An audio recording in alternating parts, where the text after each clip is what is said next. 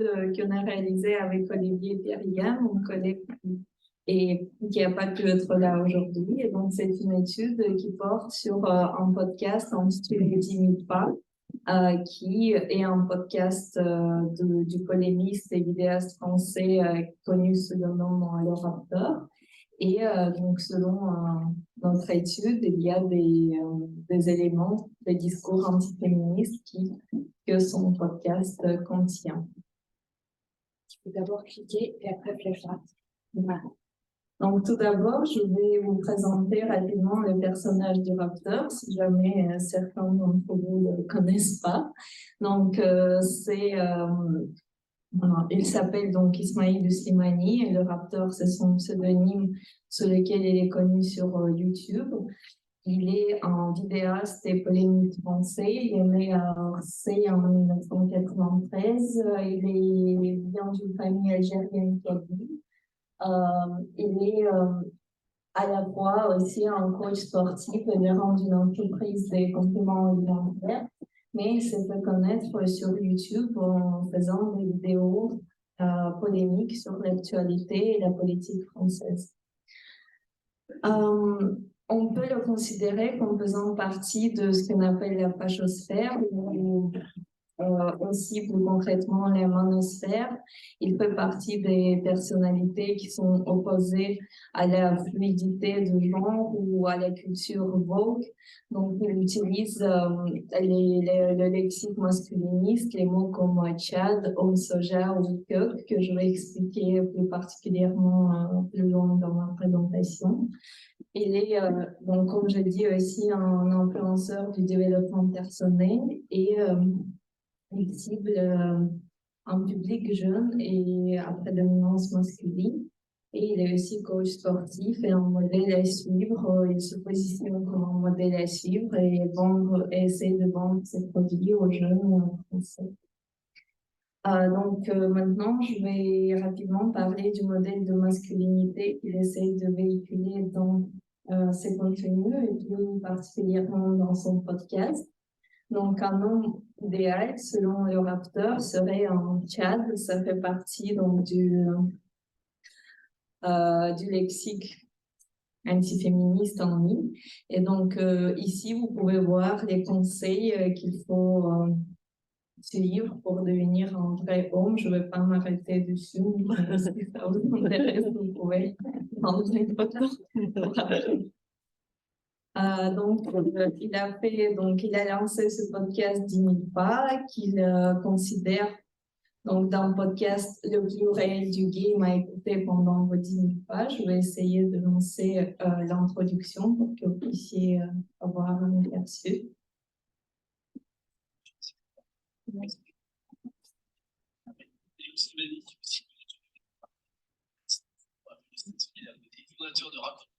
J'entends pas.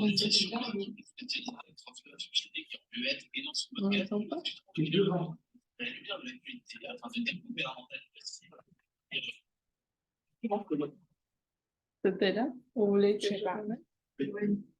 On peut monter le son, non?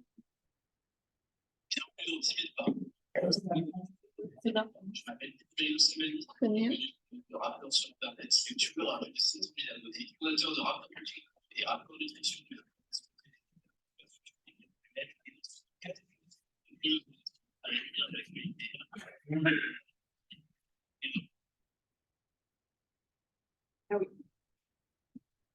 Donc, dans cette introduction, vous pouvez voir les objectifs qu'il poursuit avec ce podcast.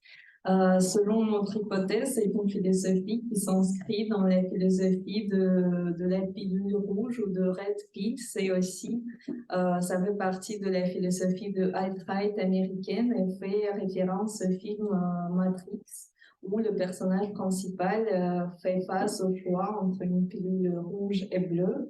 Et une pilule bleue signifie qu'il va oublier que tout autour de lui est artificiel et donc en matrix et qu'il continuera à vivre comme avant. Et s'il choisit la pilule rouge, il va accéder à une réalité, à la vérité qui n'est pas accessible à la plupart des personnes dans la société. Donc, c'est non seulement la transformation physique, mais aussi mentale que le rappeur essaye de véhiculer dans son podcast. Donc, dans notre recherche, on nous a posé la question déjà pourquoi il a choisi ce format de podcast pour véhiculer ce genre d'idées et surtout on s'est intéressé aussi à la réception de ces idées. On s'est demandé qu'est-ce que les publics trouvent dans ces idées-là et est-ce que les publics sont d'accord avec ces idées. Donc, il y a quelques observations qu'on a déjà pu faire. Donc, tout d'abord, le podcast permet d'élargir l'audience.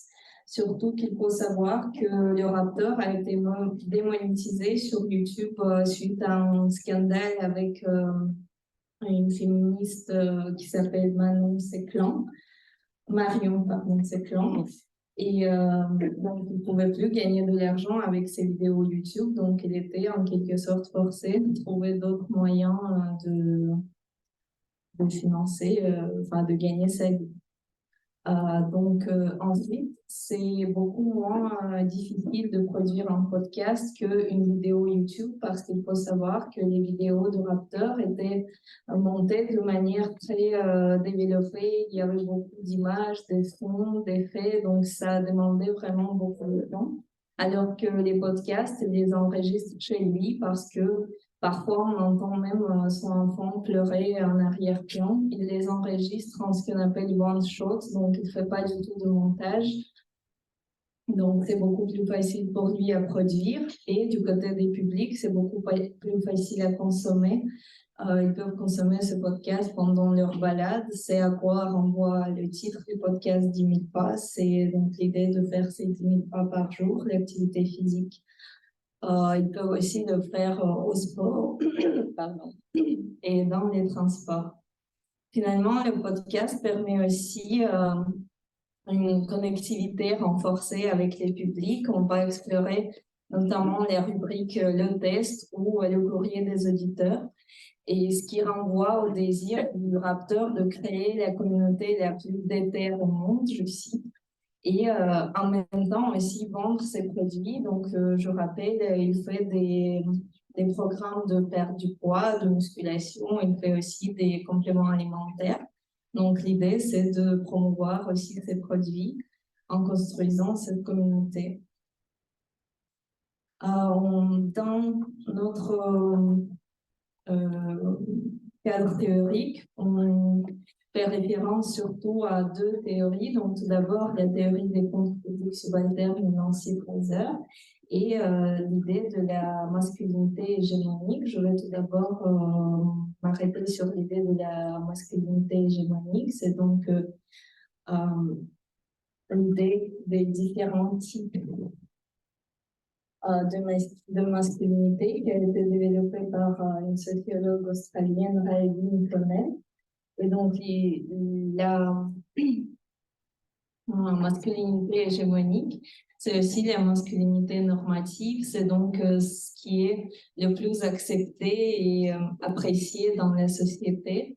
Et ça renvoie, selon le rapteur et selon la société traditionnelle, à ce qui est décrit comme le Tchad que je vous ai montré il y a quelques slides. Donc, c'est une personne, c'est un homme hétérosexuel, séduisant, autoritaire, qui est sûr de lui, qui est compétitif. Ensuite, il y a la masculinité subordonnée. Ça, c'est les hommes qui sont suspectés d'être efféminés. Donc, ce sont des hommes que le rapteur va nommer les queues ou les hommes soja. C'est aussi le lexique qui vient des jeux vidéo et des forums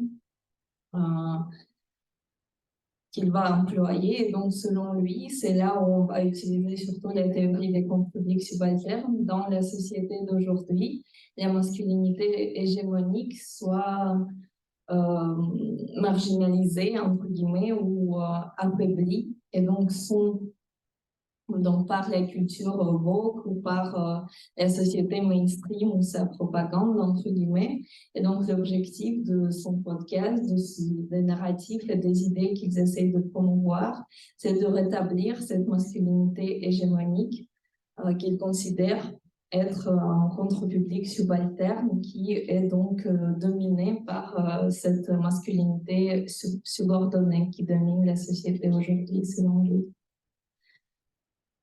Pour donc étudier cette question, on a utilisé 4 méthodes, notamment on a écouté quelques podcasts du Raptor, on a aussi retranscrit le courrier des auditeurs, on a analysé les avis du podcast sur Apple Podcast et on a effectué quelques entretiens écrits avec les publics du podcast. Je vais essayer de passer rapidement. Donc, on a eu de la chance de pouvoir commencer à suivre, enfin, je ne sais pas si c'est de la chance, mais commencer à écouter et suivre le podcast depuis son lancement, donc en septembre 2022. Et on a écouté les 9 premiers épisodes pendant les 2 premiers mois. Là, vous pouvez voir les titres des épisodes que j'ai essayé aussi de traduire en anglais.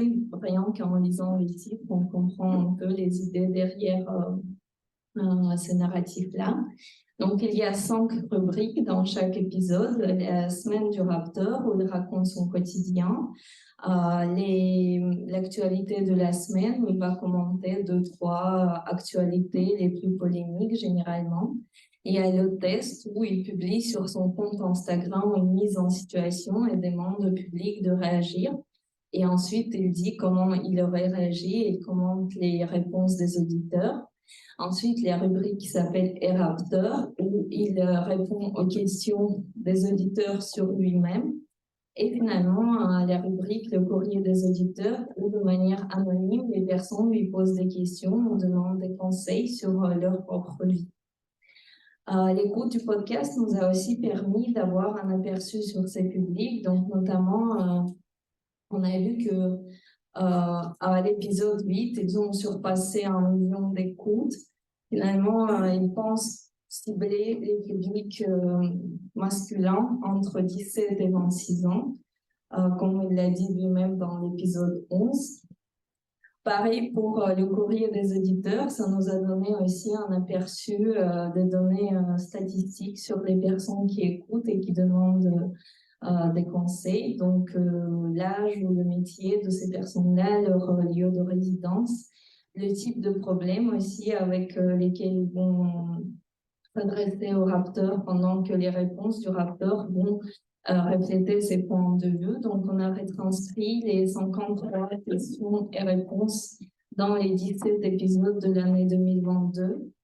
On a vu qu'il y a eu entre 1 et 4 questions par épisode et il y avait surtout, ils sont surtout toujours à la fin du podcast. Et donc, parmi les 53 questions, il y avait la majorité d'hommes. Donc, il y avait 43 questions posées par les hommes, 6 questions posées par les femmes et 4 questions où on n'était pas sûr du genre de la personne. Son âgé de 14 à 30 ans, s'il mentionnait leur âge dans les questions. Ici, vous pouvez voir les thématiques qu'on a identifiées. Il y en a 7. Je ne vais pas lire les citations, mais vous pouvez les voir à l'écran. C'est surtout donc les relations amoureuses. Par exemple, un homme qui est en couple depuis 8 ans dit qu'il n'est plus attiré sexuellement à sa femme. Les questions de famille.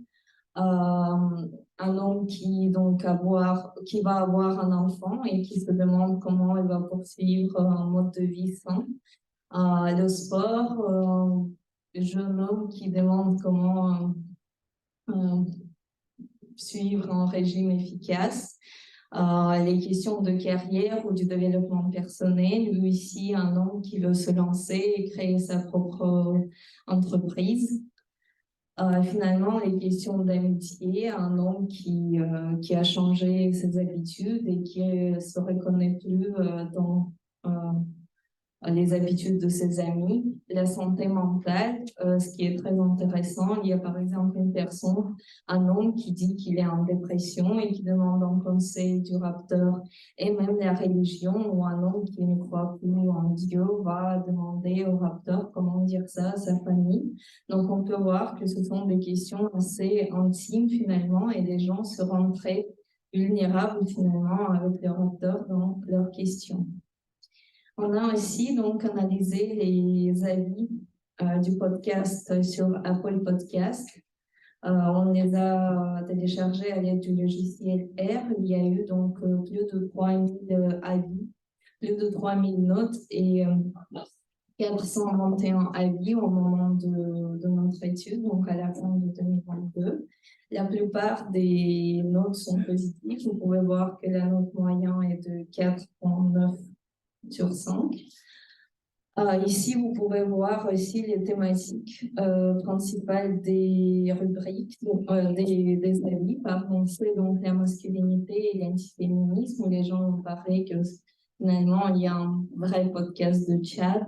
Ensuite, la fachosphère, la motivation, le fait que le rapteur est un modèle à suivre, ça revient très souvent. Il y a beaucoup de personnes qui disent que pour eux, c'est comme un grand frère, un moment de crise qu'ils n'ont jamais eu et qu'ils adorent suivre son mode de vie et ses conseils. Il y a eu donc aussi sport, le fait qu'il est très transparent, sans filtre, et il y a eu aussi quelques avis critiques qui soulignent en fait la présence des discours sexistes parfois dans ces podcasts. Finalement, pour avoir une vision plus approfondie des publics du Rapteur, on a fait quelques entretiens écrits sur Instagram en créant un profil êtreunhomme.fr. En lançant donc une étude sociodémographique, on a suivi, comme vous pouvez voir ici, quelques comptes du même univers que le Rapteur pour renforcer notre crédibilité. Et donc, on a réussi à avoir 10 entretiens par écrit sur Instagram et un entretien sur Zoom. Donc, il y a eu aussi majoritairement que des hommes. Tous étaient français, sauf une personne habitant en République tchèque. Ils avaient entre 17 et 29 ans, souvent des étudiants, et souvent ils partagent les avis du Rapteur. On a trouvé ces personnes-là généralement dans les commentaires de la rubrique test que je vous ai présentée auparavant. Donc là, vous avez un exemple de cette rubrique-là. Et en fait, c'est la rubrique qui va accumuler le plus de commentaires. Et c'est là où on va trouver les publics les plus ouvertement dévoués au Rapteur. Donc c'est pour ça que j'ai choisi ce type de rubrique. Donc, il me reste 10 secondes, mais je vais essayer de présenter très rapidement donc, nos résultats. Déjà, il faut dire que c'est un podcast qui est complètement suivi en France. Au lancement, c'était le premier podcast sur Spotify. Aujourd'hui, j'ai regardé hier, c'était le numéro 5 et il est maintenant à sa deuxième saison. Donc, les publics à la fois ciblés et réels sont surtout les hommes.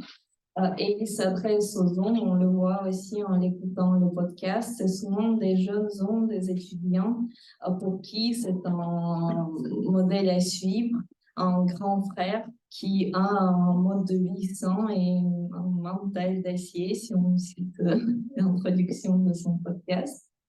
Le podcast, c'est en fait un mélange de motivation, du développement personnel, de l'actualité, la société, et ça renvoie justement à cette vision et cette philosophie de Red Pill que j'ai évoquée récemment, c'est-à-dire que c'est non seulement le mode de vie sain au point de vue physique, mais aussi un mental ou un esprit critique, entre guillemets, qui va pas être satisfait de la réalité présentée par les médias mainstream, par exemple. Donc, selon lui, la masculinité traditionnelle est affaiblie dans la société d'aujourd'hui. Et selon notre hypothèse, c'est tout simplement qu'aujourd'hui, il n'y a pas vraiment de modèle défini de masculinité à suivre dans notre société. Les différents modèles de masculinité sont de plus en plus acceptés, mais les jeunes hommes qui sont vraiment pendant leur développement identitaire, on peut dire, pendant leur adolescence, ils essaient de trouver finalement ce modèle. Et le Rapteur, c'est un modèle qui est très attractif pour eux parce qu'il incarne cette success story, si on peut le dire, parce que du point de vue physique, il est musclé, comme donc ce Tchad traditionnellement masculin. Il a quelques entreprises à succès, il est marié avec un enfant. Donc, son discours va révéler cette philosophie de Red Pill et lui, il va incarner cette philosophie avec son succès qu'il essaye de promouvoir. Et donc, le podcast lui permet de construire une communauté et finalement de vendre aussi ses autres produits comme plusieurs influenceurs. Merci, Lina.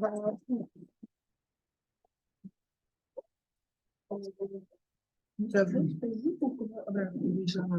Je peux sur la sur la fin. Bah, comme ça a été le modèle de fonctionnement depuis le début du colloque, c'est pas.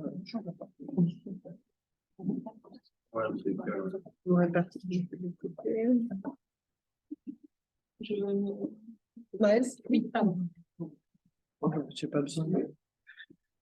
Voilà, donc nous allons passer à la deuxième intervention et dernière intervention de ce colloque, qui est donc par Maëlle Bazin et Arthur Lézère, et qui est aussi sur les femmes, mais plutôt sur l'évaluation du temps de parole des femmes dans les podcasts pendant 20 ans.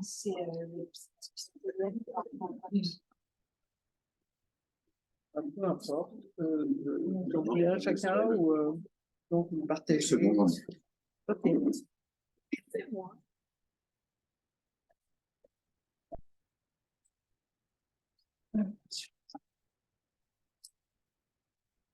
Bonjour à toutes et à tous. La recherche, on va présenter les premiers résultats aujourd'hui et le fait d'une collaboration entre l'INA, l'Institut national de l'audiovisuel représenté par Arthur Lézard, et le laboratoire CARISM, dans le cadre de deux projets collectifs, donc le projet podcast et le projet Gender Equality Monitor, qui est un projet ALR qui est aujourd'hui terminé. Et donc notre travail consiste à une analyse automatisée de la répartition du temps de parole des femmes et des hommes dans les podcasts natifs. Dans le rapport de 2020 sur l'écosystème de l'audio à la demande, le ministère de la Culture soulignait la nécessité, je cite, d'amorcer un travail à la fois statistique et d'approche qualitative pour analyser plus en profondeur les tendances de la production audio sous cet angle particulier, à savoir celui de la place des femmes, notamment à partir de l'offre des principales plateformes. En effet, l'Observatoire de l'égalité entre les femmes et les hommes de la culture et de la communication n'a pas intégré le podcast natif dans son périmètre d'études, malgré la place croissante que celui-ci occupe dans le paysage médiatique, et même constat sur d'autres études qui ont été menées au niveau national ou international, notamment le Global Media Monitoring Project, qui est la plus vaste étude mondiale menée sur les représentations de genre dans les médias, qui a pris en compte dans sa dernière édition les réseaux sociaux numériques, mais qui n'a pas intégré le podcast, qui le fera peut-être sur les prochaines éditions. Alors, notre problématique consiste à voir dans quelle mesure le podcast natif, média qui s'est fortement développé en France à partir de 2017, soit dans un contexte social et politique marqué par le mouvement MeToo, et qui s'est construit autour d'un imaginaire démocratique, propose une représentation entre les femmes et les hommes plus paritaire que dans les médias traditionnels.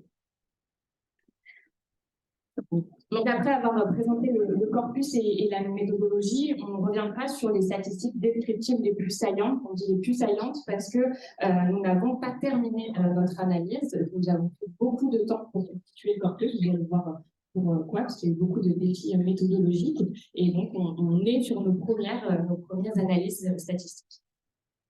Alors, en ce qui concerne la constitution du corpus, côté observatoire du podcast, les activités ont consisté dans un premier temps à recenser l'offre des podcasts natifs français d'information, un travail réalisé par Flore Disculio et Marie Valesonnet, en prenant comme point de départ ceux produits par la presse écrite. Ce travail a permis d'identifier plus de 1000 types de podcasts. Au moment du début de notre collaboration, il y en avait 1400 dans cette cartographie. et de renseigner pour chacun d'entre eux un grand nombre d'informations sur les conditions de production, l'identité du personnel créatif, les aspects éditoriaux, les espaces de diffusion, les temporalités. Cependant, pour des raisons techniques assez évidentes, Upcast n'avait pas ni les moyens ni la vocation d'archiver les contenus audio même de ces podcasts. Il y a quelques initiatives de collecte massive qui existent, mais en France, c'est l'Institut national de l'audiovisuel qui a engagé depuis quelques années ce travail de collecte des podcasts dans le cadre du dépôt légal du web. L'été 2023, le fonds de podcast de l'INA était composé de plus d'1 million d'épisodes pour 11 600 titres de podcasts. Donc, on a d'un côté, c'est sur la figure que vous voyez là, les métadonnées relatives au titre des podcasts qui ont été renseignés manuellement et via les flux RSS des podcasts côté INA et des métadonnées codées côté Upcast, comme je viens de l'expliquer. Ça, c'est la partie de notre jeu de données relative au titre. Alors, côté INA, les premières collectes des podcasts, des épisodes eux-mêmes ont été effectuées en 2018 sur Radio France et Arte Radio, les sites des acteurs faisant partie du périmètre naturel du web. Et puis, la collecte s'est élargie en juin 2022 à partir d'une recherche croisée sur pas mal de catalogues. Donc, cette collecte-là, elle a été faite avec une reprise d'antériorité. Donc, elle a démarré en 2022, mais on a collecté des podcasts, dont en fait le premier podcast qu'on a collecté en tant que podcast tel qu'on a étiqueté podcast date de 2012. Voilà, donc dans le cadre du projet Upcast, en fait, le dépôt légal du web a élargi son périmètre pour intégrer les podcasts de presse écrite.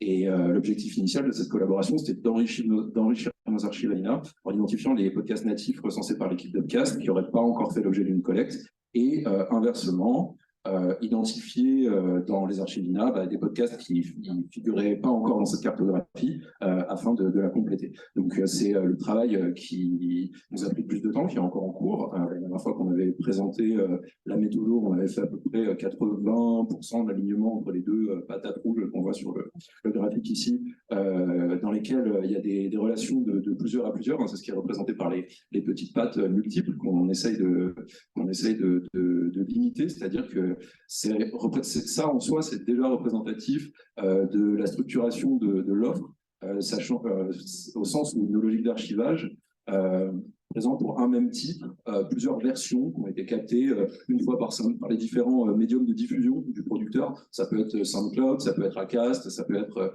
toutes les sources par lesquelles ils diffusent. Et on a comme ça plusieurs titres qui correspondent à plusieurs titres dans les deux parties prenantes du projet. Donc le gros travail, c'est d'aligner ça. Ensuite, à partir des métadonnées de titres, on récupère les métadonnées des épisodes.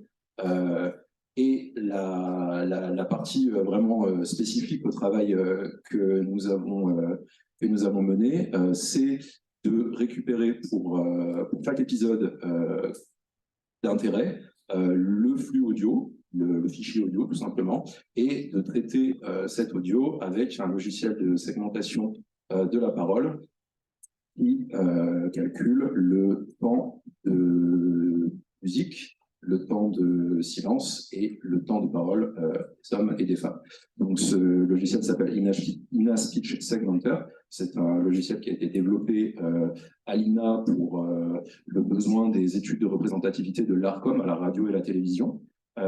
Il est utilisé dans le cadre du projet GEM et il s'agit d'une méthode d'apprentissage profond qui classifie d'abord du flux audio en du bruit ou de la parole, et ensuite la parole est triée entre musique, temps de parole de femmes et temps de parole d'hommes. Donc on obtient notre matériau, nos données, ce sont des segments de parole attribués à des femmes, des hommes ou à de la musique. Je fais un petit point sur une question relative à ce logiciel, peut-être pour présenter des questions sur les biais dans l'IA, etc. Alors, c'est un logiciel qui a été développé pour minimiser pour maximiser le rappel, donc la capacité du logiciel à reconnaître la place minoritaire, en l'occurrence les voix de femmes,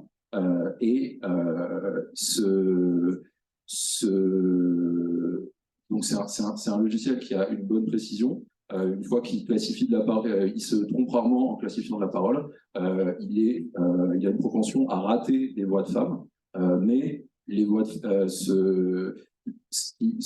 l'hypothèse qu'on fait dans cette étude statistique, c'est que l'erreur du logiciel, l'erreur de rappel du logiciel, elle est homogène entre toutes les catégories de types de podcasts auxquels on va vouloir s'intéresser et desquels on va vouloir dire quelle est la répartition du temps de parole des femmes au sein de cette catégorie. Donc c'est l'hypothèse qu'on fait pour l'instant, mais c'est une hypothèse qui demande à être testée et à être mesurée.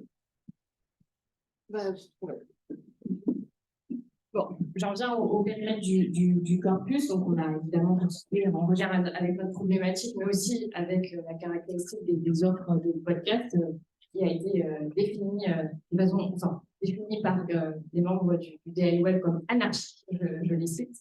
Donc, c'est vous dire les mois absolument joyeux que nous avons passés ces derniers temps. Et donc, on a 4 critères principaux. On a décidé de se concentrer uniquement sur des podcasts natifs non fictionnels. Donc, on a systématiquement retiré ce qui relevait de la fiction. En termes de type de producteurs, on s'est concentré sur les médias traditionnels qui produisent du podcast, principalement radio, télévision, sur les studios et les labels et sur les plateformes de diffusion de podcasts. L'idée était de comparer, d'avoir une perspective comparative entre des médias traditionnels et des nouveaux arrivants qui se sont spécialisés, on va dire, sur le podcast dans les dernières années. Donc, on a fait le choix d'exclure tous les podcasts autoproduits, associations, institutions publiques, tous les podcasts produits par des personnes physiques qui représentent un océan de podcasts qui est très, très difficile à estimer en termes d'exhaustivité. Évidemment, on n'est pas exhaustif, de toute façon, c'est très, très compliqué d'avoir une idée sur un long terme, parce que déjà, c'est très éphémère aussi, les podcasts, il y a beaucoup de choses qui, de toute façon, ne sont plus captables puisqu'ils n'existent plus. Mais alors, quand on s'intéresse aux indépendants, là, on plonge dans encore autre chose qui soulève aussi des enjeux de collecte très, très importants pour les marques. Au niveau des bandes temporelles, donc on a choisi de prendre depuis le premier podcast collecté par l'INA, donc de 2002 jusqu'à aujourd'hui, sachant qu'on est dépendant des collectes que fait l'INA, qui régulièrement repasse en fait sur les mêmes les mêmes titres.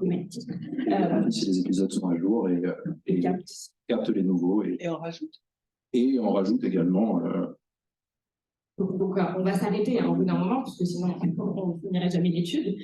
Mais on attend à chaque fois les nouvelles collectes. Et on s'est aussi limité à des podcasts issus de médias et de studios français. C'est-à-dire qu'on a pu des fois voir apparaître des podcasts canadiens suisses, donc on les a enlevé.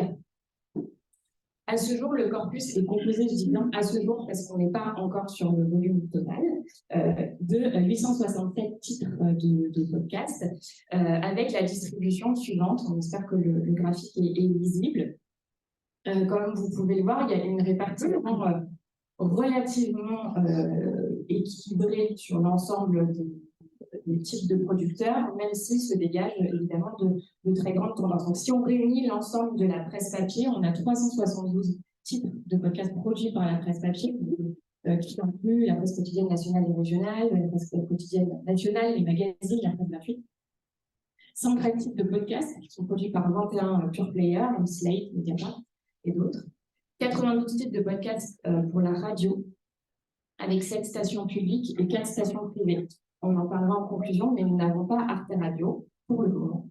Et on verra si ce sont des défis techniques qui se posent, en tout cas des enjeux d'alignement qui sont un peu plus 66 titres produits par des groupes et des chaînes de télévision publiques, on a 3 publics et 9 privés. Et concernant les nouveaux acteurs, donc on a 28 titres pour 6 plateformes, notamment Deezer, Spotify, et 189 titres produits par 29 labels et studios de production, chose à savoir, Pinch Audio, etc. Donc, si on considère le corpus, parce que là, ce graphique représente le nombre de podcasts, de titres de podcasts. Si on plonge plonge un peu plus finement dans la constitution du corpus, on a 80 000, plus de 80 000 épisodes qui se structurent de la façon suivante. Donc on voit que les graphiques sont différents quand on passe du titre aux épisodes, et on peut noter, il y a plein de choses à en dire, mais deux choses principales. On voit que la proportion de studios croît considérablement, ce qui montre que les studios produisent en tout cas beaucoup d'épisodes sur les titres qu'ils produisent. Par contre, à l'inverse, la presse papier, si elle lance un grand nombre de podcasts, on voit que près d'un tiers d'entre eux disposent de moins de 10 épisodes. Donc, on est sur des podcasts qui vont s'arrêter assez rapidement, comme avait pu le montrer Marie-Eva Lecheny, Nicolas Suller et Arnaud Mercier, notamment sur cette idée qu'en fait, c'est lancé, mais soit c'est pas viable économiquement, soit pour d'autres raisons internes. Voilà les deux grandes tendances qu'on peut voir. On en vient donc aux chiffres qui nous intéressent dans le rapport de l'ARCOM, qui avait donc utilisé la même méthodologie que la nôtre, donc il avait utilisé le même logiciel d'analyse du temps de parole, qui est la speech commentaire, avait fait remonter le chiffre de 36% de femmes qui occupaient un temps de parole à la radio et à la télévision en 2021. Il se trouve qu'on arrive exactement, presque exactement au même chiffre, donc on est à la fois pas étonné mais complètement stressé, parce qu'on aurait pu effectivement s'attendre, c'était quand même notre problématique avec l'hypothèse sous-jacente que on aurait pu imaginer quelques pourcentages en plus, mais non. Donc voilà, on a 35% depuis 2017 quand on fait les ratios totaux, et on arrive à 36% depuis 2021.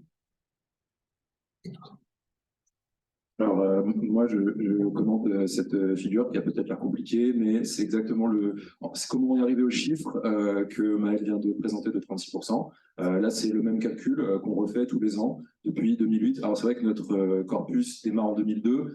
En fait, donc la courbe rouge, c'est ce chiffre, la part du temps de parole des femmes versus le temps de parole total. Et la courbe bleue, ça représente la taille du corpus dans l'année. Donc, avant d'interpréter cette montée, cette croissance fulgurante du temps de parole des femmes entre 2002 et 2022, il faut bien considérer la taille de notre échantillon, qui a aussi, elle aussi extrêmement varié sur la période considérée. En fait, cette statistique-là mérite d'être ouverte, dépliée et questionnée à ce stade, mais on voit qu'à partir du moment où jusqu'en 2016, on avait à peu près une demi-heure de podcast par jour de l'année collecté, si on les rapportait au jour de l'année. Donc, à ce stade-là, on avait, si on écoute ces podcasts-là, ceux du corpus, représentatif de l'offre des podcasts natifs d'information, on avait à peu près 0% de chance d'entendre une voix de femme. Mais c'était sur une demi-heure d'épisode par jour. À partir de 2014-2016, on commence à avoir suffisamment d'échantillons et de diversité dans ces échantillons, je suis après, pour que cette statistique soit significative. Donc, on est sur une augmentation de 30%. Si on veut comparer avec la dernière étude de l'ARCOM, ils font une comparaison entre 2016 et 2022, et ils font état d'une augmentation de la représentation des femmes, alors pas le temps de parole des femmes, mais la représentation des femmes, de 6% à la télévision et à la radio. Si on prend sur nos données à nous, entre 2016 et aujourd'hui, on a une augmentation de 20 points. Donc, il s'est nécessairement passé quelque chose, mais l'interprétation de ce graphique-là reste à faire. Ce qui peut être intéressant, c'est de regarder par catégorie cette répartition. C'est ce que Maëlle va présenter maintenant. Donc, on a fait une représentation par type de producteur pour voir donc, le pourcentage du temps de parole la distribution femmes-hommes pour l'ensemble des producteurs qu'on a retenus dans notre corpus. Alors, de ce qu'on peut voir, façon assez évidente et rapide, ce sont que les médias traditionnels reconduisent en fait dans leur production de podcast une inégalité des temps de parole et qui vont être au profit des hommes, avec plusieurs médias qui sont seulement à 30%, c'est proche en fait de pourcentage général. Et puis après, on se rapproche un peu plus du 50% vers la télévision, les pure players ou les news analytics, c'est l'AFP. Et là où on passe en fait la barrière, passe la parité, on arrive du côté de la presse magazine, avec 52% de temps de parole des femmes, et ensuite les nouveaux acteurs, à savoir les plateformes, où là, on a, pareil, on progresse beaucoup plus. Alors, il faut prendre un peu avec des pincettes le dernier, à savoir la presse gratuite, puisqu'il n'y a qu'un titre, c'est 20 minutes, donc là aussi, il faut aussi reconsidérer, c'est pour ça que dans le graphique d'avant, on avait bien mis le nombre de titres, enfin, le nombre de producteurs à chaque fois. Toutes ces données-là sont aussi à considérer en fonction de qui est dedans à chaque fois. Et pour vous donner quelques exemples, parce qu'en fait, on va parler de beaucoup de choses, mais dans chacun de ces types de producteurs, on a des variations énormes. On a des producteurs où il n'y a quasiment pas de femmes, voire pas de femmes, avec des producteurs où on a des taux parfois très très hauts. Je vais donner un exemple qui reste à confirmer parce qu'il y a encore des données à ajouter, mais Le Monde constitue une sorte de bon élève, on va dire, c'est-à-dire qu'on a une bonne représentation des femmes. Par contre, les podcasts produits par Libération, c'est une catastrophe, parce qu'il y a seulement 10% de femmes. On arrive seulement à 10% de représentation de parole des femmes. Voilà, alors c'est sûr qu'il y a des questions d'échantillonnage. On arrive au bout du temps. Alors j'ai une figure qui est quand même très importante pour justement compléter les graphiques qu'on a présentés avant et ce que Maëlle vient de dire, c'est que là on présente dans ces graphiques-là, on présente des mesures de centralité. On essaye de faire une moyenne sur une vingtaine d'années d'audio sur lesquels en fait seulement 10-15 ans sont représentatifs. On essaie de faire une mesure de centralité. Du point de vue vraiment de la significativité statistique, s'il y a une figure qu'il faut retenir en termes de force et que vous pouvez noter, un chiffre, je veux dire, de cette présentation, c'est un chiffre qui va sans doute enfoncer une porte ouverte du point de vue de votre connaissance du terrain, mais statistiquement, ça objective ce fait. Quand on regarde au niveau des épisodes de podcast, le podcast est un genre assez mono-genre, au sens du genre masculin. Alors, d'une part masculin, mais aussi, et c'est ce que dit cette figure, monogenre. C'est-à-dire que ce que cette figure dit, c'est que si j'écoute un épisode de podcast au hasard, et que je l'écoute jusqu'au bout, j'ai 36% de chance de n'avoir entendu qu'un genre. J'ai 25% de chance j'ai 27% de chance de ne pas avoir entendu de femme, et j'ai 10% de chance de ne pas avoir entendu d'homme. J'ai 36% de chance de n'avoir entendu qu'un type de voix. C'est-à-dire que c'est une représentation de la mixité à l'échelle des épisodes de podcast. Trois épisodes sur 5 réservent le temps de parole, réservent 90% du temps de parole à un seul genre. Donc c'est quelque chose qui n'est pas forcément surprenant. C'est là où on en est de la réflexion, au sens où un épisode de podcast, vu les conditions de production, etc.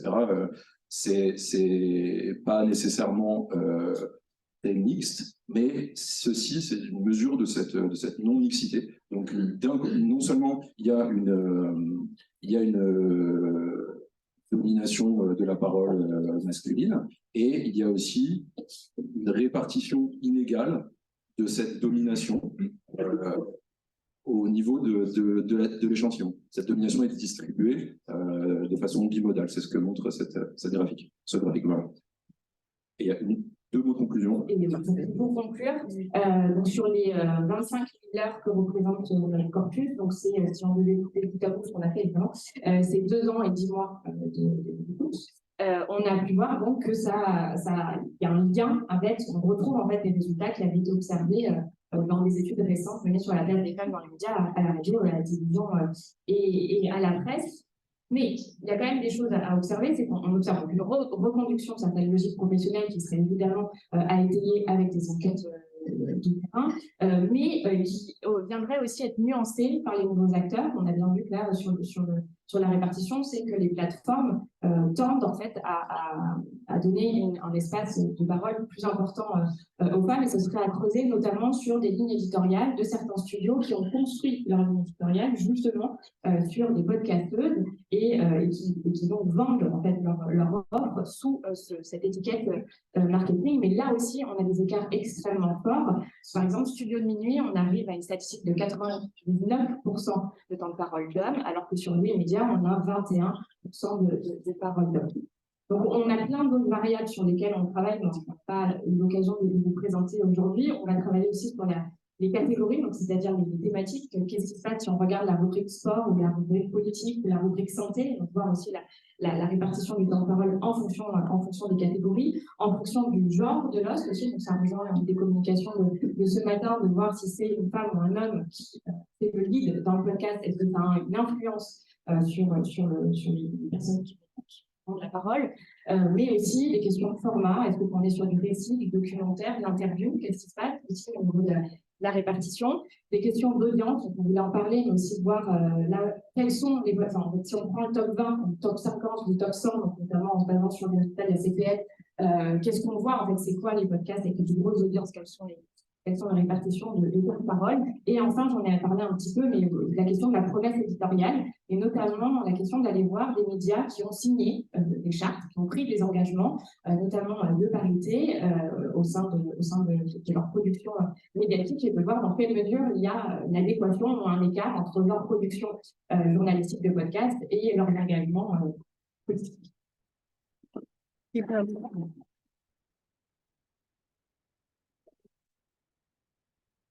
Merci beaucoup et merci d'avoir respecté le temps très précisément.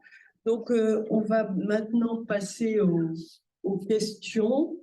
Moi,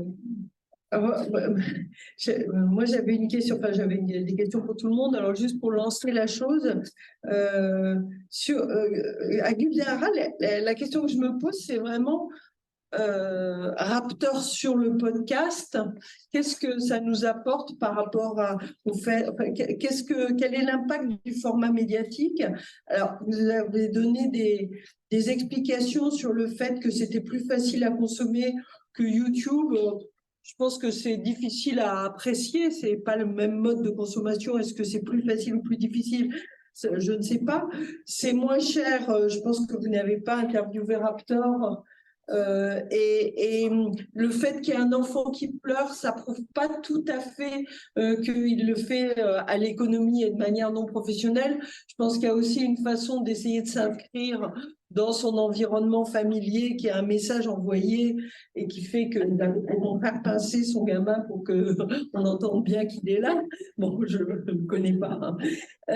Mais bon, il n'y a pas de montage, d'accord, mais en fait, en gros, quand même, on peut vraiment se demander, bon, pourquoi vous, alors à part pour le colloque, mais qu'est-ce que vous pensez qu'apporte à cette parole masculiniste, ça je pense que personne n'en doute, le fait d'en passer par un podcast? On voit bien que les images jouent un rôle important, hein, il a besoin de montrer ses muscles et peut-être d'autres choses encore, donc voilà. Ça, sur la table. Merci pour votre question. Tout à fait. Tout d'abord, on s'est intéressé aussi parce qu'à ce moment-là, il y a eu une sorte d'essor d'investissement dans ce format de la part de la Manosphère. Il y a eu avant Alain Soral, qui avait aussi une émission radio, qui a essayé de lancer un podcast, mais qui a été censuré sur Spotify et d'autres plateformes. Plus récemment, il y a Papacito, qui est aussi une figure de Manosphère. Et je crois qu'ils ont fait d'ailleurs un épisode ensemble récemment, et je crois que peut-être Papacito va lancer aussi lui-même un podcast. Donc, l'une des raisons, c'est aussi que c'est un peu plus difficile à censuré entre guillemets, où en fait les règles d'après ce qu'on peut voir sur les plateformes audio sont beaucoup plus flexibles finalement que sur YouTube. Et parfois, certaines idées passent plus facilement et ça reste le numéro dans le top 10 des podcasts, alors que sur YouTube, il a été censuré plusieurs fois. Et il dit d'ailleurs systématiquement qu'il se fait censurer par Spotify aussi, qu'il n'apparaît plus dans les recherches, il est très opposé aux plateformes. Mais donc, d'un côté, c'est moins de censure et de l'autre côté, c'est plus de proximité. Il dit à plusieurs reprises qu'à travers le podcast, il veut construire une communauté beaucoup plus soudée de ses publics. Il va partager, par exemple, des codes de réduction exclusifs pour ceux qui écoutent le podcast. Ensuite, pour donner des conseils ou des choses comme ça va être anonymisé. Et c'est peut-être pas évident de faire ça dans les vidéos YouTube. Donc, il y a plein de raisons, je pense, que ce nouveau format est beaucoup utilisé par les monosphères. D'accord. Alors, j'ai aussi une question juste pour lancer. J'ai une question aussi pour Arthur et Maëlle. Alors, moi, je trouve que le fait que vous tombiez sur le même chiffre que l'Arcom, c'est louche. Franchement, c'est miraculeux et louche. D'abord parce que le chiffre de l'Arcom, c'est radio et télé. Et en plus, vous avez radio, télé, presse, plus, etc. Or, on sait que les chiffres de la radio, de la télé et de la presse sont quand même différents, en particulier dans le GMMP, le dernier, la radio était très très mauvaise au point de vue de la présence des femmes. Et là, alors du coup, avec votre chiffre de 36%, c'est tout d'un coup comme s'il y avait une espèce de vaste continuité. Donc, je trouve ça un peu surprenant. Mais le truc que je trouve très très intéressant, c'est votre histoire de monogenre. Alors, c'est parce que ça, c'est une observation qu'on n'a pas faite du tout. D'abord parce qu'on ne l'a pas mesuré, mais je pense qu'on ne l'a pas faite du tout. Or, on aurait pu se dire que le podcast, il a quand même duré plus longue que l'unité qu'on étudie à la radio ou l'article de presse. Il fait intervenir quand même, peut-être pas l'article de presse, mais au moins la radio ou la chronique télé.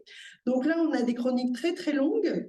Et finalement, en vous entendant, je me disais, est-ce que c'est parce que ces chroniques, elles font intervenir vraiment une personne, ou est-ce que c'est parce qu'elles font intervenir des personnes du même sexe? Et ça, c'est une question qu'on ne s'est jamais posée dans nos nombreuses opérations de mesure de cette question. Voilà. Je peux alors, il y a deux parties pour répondre à la question, à la remarque. Sur la première partie, c'est cette statistique. J'ai dit que ça enfonçait une porte ouverte parce que c'est à l'échelle on parle bien à l'échelle d'un épisode. Si on regarde à l'échelle d'un titre de podcast, de tous les c'est ce qu'on fait tous les podcasts c'est effectivement le fait c'est la quantité qui permet de faire ça, c'est-à-dire de pouvoir travailler sur l'ensemble des épisodes de tous les podcasts de notre corpus. Ça permet de travailler à cette échelle-là. C'est pas forcément la plus pertinente, mais il faut bien préciser que j'ai pas mis le graphique, mais si on regarde la même chose à l'échelle des titres, c'est pas du tout pareil, c'est pas du tout aussi clivé, c'est pas aussi un titre de podcast, c'est beaucoup plus. C'est ce que je voulais dire. Vous avez choisi le chiffre qui miraculeusement tombait bien, mais vous aurez, il y avait plein d'autres chiffres qui ont. C'est pas les 36%. Donc, les 36%, c'est vraiment sur l'ensemble du corpus. Oui, les 36%, c'est tout confondu, même méthodologique l'ARCOM. Ce dont je parle, c'est cette histoire de monogenre, tendance au monogenre. Ça, c'est à l'échelle des épisodes. Ça ne dit rien de la complexité de tout un titre de podcast. C'est si je prends un épisode, comment il est composé en termes de répartition de la parole. Eh bien, on va passer à la question suivante de Laura. Oui, c'est pour rebondir, c'est pour Gulnara, c'est pour rebondir sur le format podcast. Après, je me trompe pas, tu n'as pas interrogé le Raptor. Non. Mais du coup, je me demandais, ce serait intéressant de savoir si, par exemple, lui, il a connaissance des podcasts féministes. Et du coup, est-ce qu'il est dans dans des formes de mimétique où il va reprendre des codes féministes pour divulguer parce que tu parlais de l'intimité, etc. Donc en fait, lui aussi remobilise des choses qu'on met en avant pour, au sein des espaces féministes voilà, pour créer une relation, pour créer les conditions d'émergence d'un discours féministe. Enfin, je trouve qu'il redit, enfin, il y a certaines choses qu'on retrouve aussi dans les podcasts féministes. Donc à voir s'il y aurait pas une forme d'appropriation de certains codes dits féministes pour faire circuler des idées antiféministes. Enfin, c'est toujours cette récupération et de connaissance. Enfin, je sais pas, ça pourrait être... C'est une question très, très intéressante. En effet, je ne peux pas répondre de manière définitive parce que d'un côté, je pense qu'il y a forcément cette réappropriation parce que, comme je disais, ils considèrent la masculinité hégémonique comme marginalisée. Et donc, ça va amener ce même type de discours de se sentir pas compris, pas représenté dans la société. Après, est-ce qu'il va écouter vraiment et répondre à l'écoute des podcasts féministes? Je ne pense pas. Je crois qu'il est plutôt dans la logique de reprendre le format des podcasts nord-américains parce qu'il va souvent utiliser des mots en anglais. Il va citer des ouvrages de motivation au développement personnel en anglais. Mais il va souvent commenter l'actualité ou pas l'actualité ou les émissions ou les initiatives féministes pour justement parfois se moquer de ces initiatives-là ou avoir un argument en plus de cette discrimination de la masculinité dans la société actuelle. Il n'y a pas de... Du coup, il en a connaissance et effectivement, en tout cas, d'un point de vue discursif, c'est connu que les antiféministes reprennent les choses du groupe public subalterne, reprennent des rhétoriques, en fait. Je pense à l'article de Stéphanie Claire. Merci beaucoup. Mais par rapport à la question de Cécile, moi, il me semble que sur pourquoi le podcast, car il y a quand même effectivement trouvé un dérivatif à partir du moment où il n'y a plus d'argent à l'exécution. Et qu'effectivement, je crois que c'est une réponse pertinente. Je ne cesse de dire qu'on est encore dans une phase un peu de Far West pour ce qui concerne le podcast et qu'effectivement, il y a moins de régulation, etc. Donc, c'est plus facile pour faire vivre ces idées parfois nauséabondes parce qu'il y aura moins, pour l'instant, à ce stade, moins de risques de censure. Je voudrais juste aussi dire que il y a quand même quelque chose qui est intéressant, c'est qu'il mélange des choses qui d'habitude ne mélangent pas, c'est qu'il est coach sportif et que son nom, hein, tu l'as dit, 10 000 pas, etc., et qu'il effectivement, il encourage aussi à l'écouter en faisant du sport et que ça ressemble curieusement à une pratique sociale déjà très établie qui est qu'on fait sa gym en ayant souvent de la musique, évidemment, mais on a des écouteurs, etc. Donc, Ça date des débuts de la radio en 1927. Oui, mais dans les salles de sport, avec des écouteurs dans les oreilles, etc. Donc, je pense qu'il y a quand même aussi, il peut surfer sur une forme de mimétisme de pratiques sociales qui sont celles de quand vous faites du sport, vous avez des trucs dans les oreilles, là, au lieu d'écouter de la musique, vous pouvez mettre. Et je voulais juste faire une remarque par rapport à est-ce qu'ils changent ou pas les codes féministes, etc. Moi, ce que je remarque, notamment sur les complotistes, etc., c'est que parfois, ils n'ont quand même pas besoin d'aller chercher les idées de leurs adversaires en allant vraiment faire l'effort de les écouter, parce qu'ils s'alimentent à une vulgate qui est déjà très largement diffusée dans les médias grand public. Si on prend le wokisme, ils prennent des numéros de valeurs actuelles, ils écoutent ces news, ils se branchent là-dessus, et ils n'ont pas besoin d'aller à la source de leurs adversaires, parce qu'au contraire, ça repose très largement sur, et on sait que par exemple Donald Trump a passé son temps à faire des commentaires politiques parce qu'il s'alimentait à Fox News, au point que les services secrets avaient fait une note en disant qu'ils s'inquiétaient de l'influence que Fox News avait sur Donald Trump, parce qu'ils disaient, mais si quelqu'un commence à essayer d'arriver à faire un peu l'agenda de Fox News, il va parler directement au président des États-Unis. Donc, je pense qu'il y a parfois, il ne faut pas trop aller chercher l'idée qu'ils vont aller lire leurs adversaires, les écouter, je pense qu'il y a vraiment une utilité des places. Si je peux juste répondre rapidement, bah, tout à fait. Tout d'abord, pour le fait que, bah, pour le format podcast, je voulais aussi ajouter, je crois que c'était John Sullivan qui l'a dit aujourd'hui, que souvent les podcasts qui sont très suivis, c'est des gens qui étaient déjà connus et en fait, c'est le cas du Raptor et souvent les gens qui le suivent ce format podcast le suivait déjà sur YouTube, donc il a amené vraiment un public déjà existant.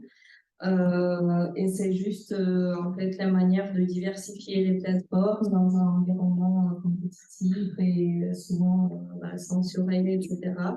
Et pour la pratique sportive, en effet, dans les entretiens, même si on n'en a fait que 11, en effet, la plupart des personnes l'écoutent en salle de sport parce que ça va les motiver. Et en fait, cette philosophie, bah, comme je l'ai dit, elle est très liée.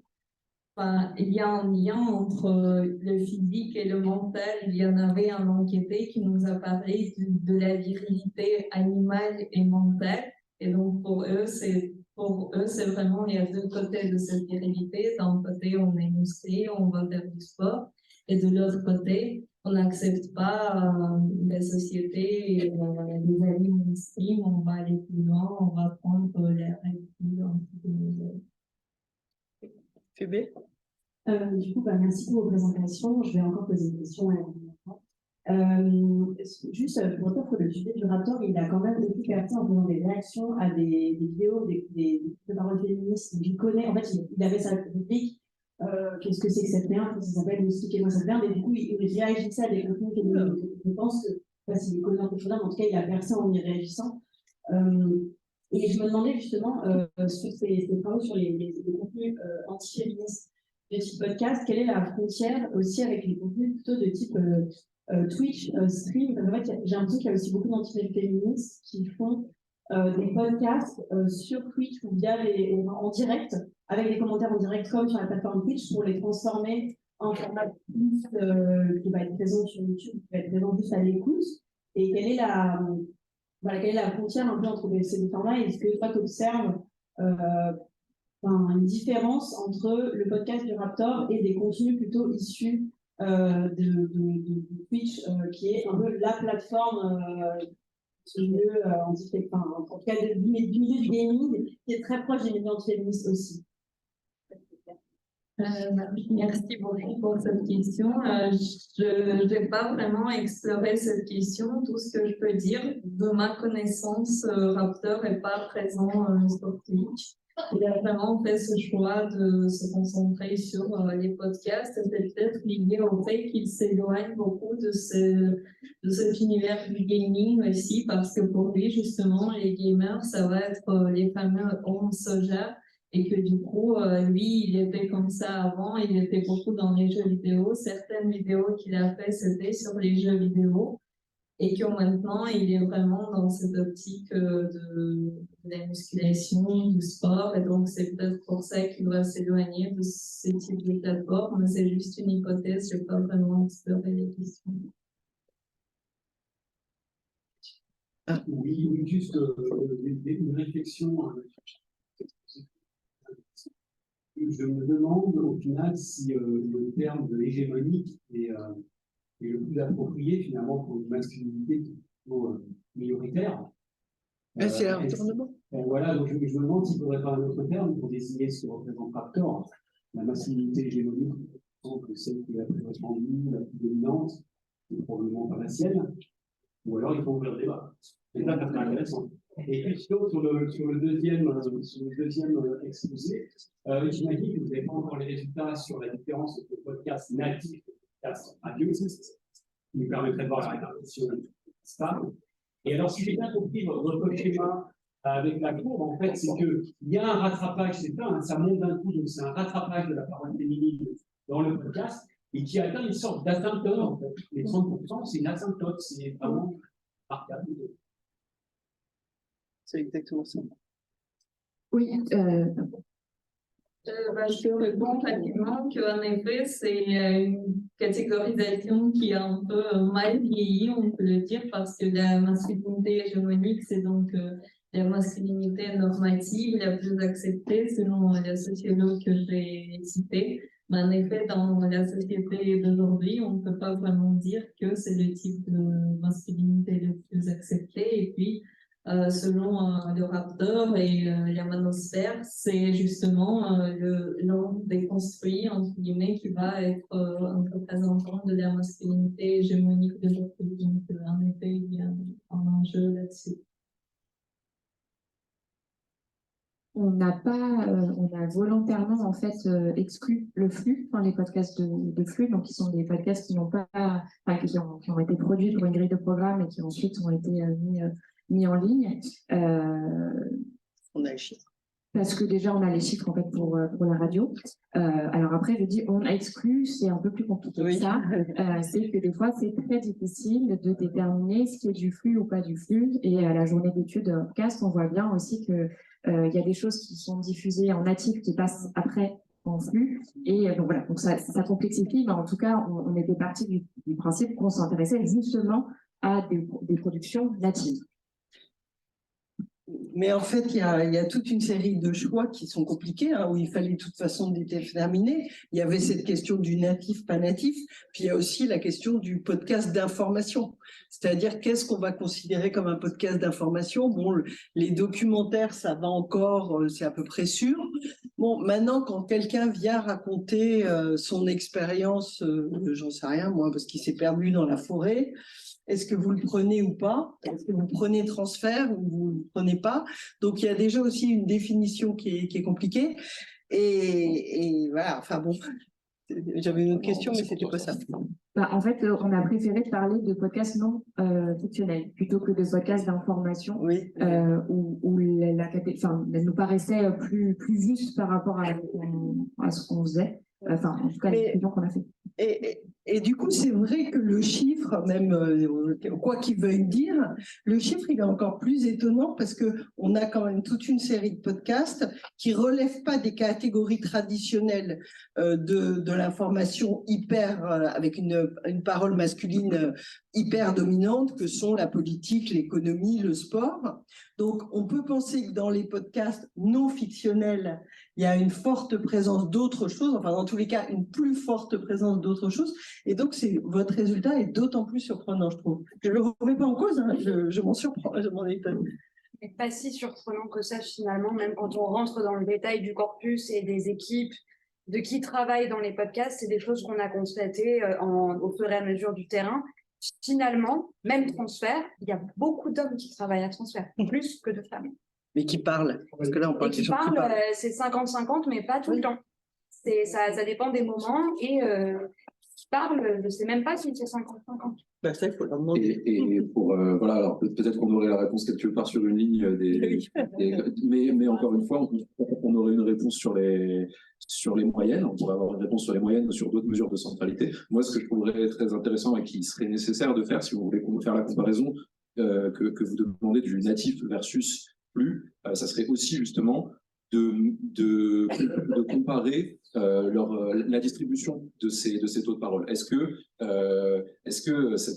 cette distribution que j'ai présentée, on la retrouve à la télévision? Je pense que les réponses doivent être faites au moment de la constitution des études ARCOM. On va regarder comment ça se présente, mais c'est pas la même chose de regarder la moyenne d'un échantillon où tous les élèves ont 0 sur, enfin la moitié des élèves ont 0 sur 20, l'autre moitié a 20 sur 20. Quand on regarde la moyenne de la classe, ça nous dit pas grand chose. Et même la médiane, quand on est sur une distribution comme ça, elle est sensible à ces valeurs extrêmes. Et il faudrait, ce qui serait intéressant de comparer et nécessaire, c'est est-ce que sur le flux, c'est la même chose? Est-ce que c'est autant clivé au sein d'une émission le temps de parole? Est-ce qu'on a des émissions avec 100% de temps de parole? Est-ce qu'on a des émissions d'un genre ou d'un autre? Voilà. Ok. Je voudrais juste ajouter un tout petit chose sur lesquelles on n'a pas encore, on a beaucoup d'interprétations de données à faire, quand vous l'avez compris, notamment au début des statistiques. Ce qu'on a pu observer, c'est qu'il se passe quelque chose entre 2018 et 2019. Enfin, 2019, il se passe quelque chose. On n'arrive pas trop encore à savoir. C'est-à-dire, que se passe-t-il? Et là, on a un saut. Alors, je te laisse, parce que c'est de la vidéo. Ouais. Non, c'est justement quand on regardait l'évolution dans le temps, c'est un moment où sur cette mesure de centralité, il y a une médiane supérieure à la moyenne. Donc ça voudrait dire qu'il y a plus d'échantillons mixtes qui ont été mixtes au sens plus proche de 50-50 au sein d'un épisode qui ont été introduits en masse. Il y a moins de monogenres. Il y a moins de monogenres, où il y a beaucoup plus de multigenres et de meilleure répartition des genres entre 2018 et entre mi-2018 et mi-2019. Mais ça. Alors, c'est avant le Covid. Oui, c'est ça. Parce que nous, on a noté un effet Covid. C'est que le Covid, c'était des thématiques santé, soins, je sais pas éducation. Éducation, et puis tout ce qui était consommation, etc. Donc, on s'attendait à avoir une augmentation de la parole féminine, et ça a été plutôt le contraire. On a eu, au contraire, retour de l'autorité avec des professeurs de médecine, des mains, etc. Et on a arrêté les blagues de faire parler des infirmières. Dans le podcast. Non. Voilà. Oui, sur bon. Et là-dessus, je crois que nous avons eu 2 longues journées et donc que nous allons laisser la conclusion aux concluseurs en leur demandant de conclure.